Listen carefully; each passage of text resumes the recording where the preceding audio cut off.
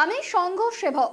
অরাজনৈতিক ছাত্র সমাজের মঞ্চ থেকে নিজের পরিচয় জানালেন এক ছাত্রনেতা।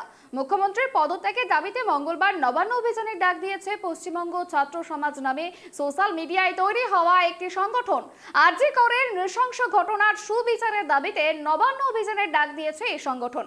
কিন্তু সেই কর্মসূচিতে মুখ্যমন্ত্রী মমতা বন্দ্যোপাধ্যায়ের পদত্যাগই প্রধান দাবি বলে জানিয়েছেন ছাত্র হিসাবে নিজের পরিচয় দেওয়া এই ছাত্ররা। এই মুহূর্তে আরজি কর তদন্তের ভার সিবিআই এর হাতে। তাহলে সিজিও কমপ্লেক্স ঘেরাও না করে কেন নবান্ন অভিযানের ডাক দিলেন এই যুবকরা? তা নিয়ে উঠছে একাধিক প্রশ্ন, যদিও তার কোনো সদুত্তর দিতে পারেননি তারা। তবে সোমবার প্রেস ক্লাবে সাংবাদিক সম্মেলনে পশ্চিমবঙ্গ ছাত্র সমাজের এক প্রতিনিধি স্বীকার করে নিয়েছেন তিনি সংঘের সদস্য।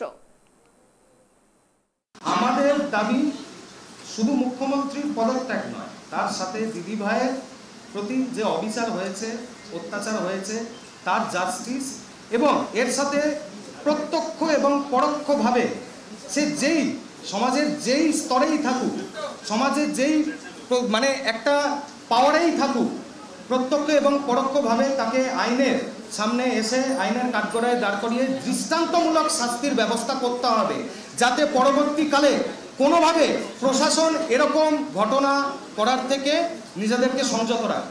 রাষ্ট্রীয় স্বয়ংসেবক সংঘ সারা বিশ্বের সর্ববৃহৎ সামাজিক সংগঠন, আর আমি খুব গর্বিত যে আমি এই সংগঠনের একজন স্বয়ংসেবক। আমার পরিচয় নেই।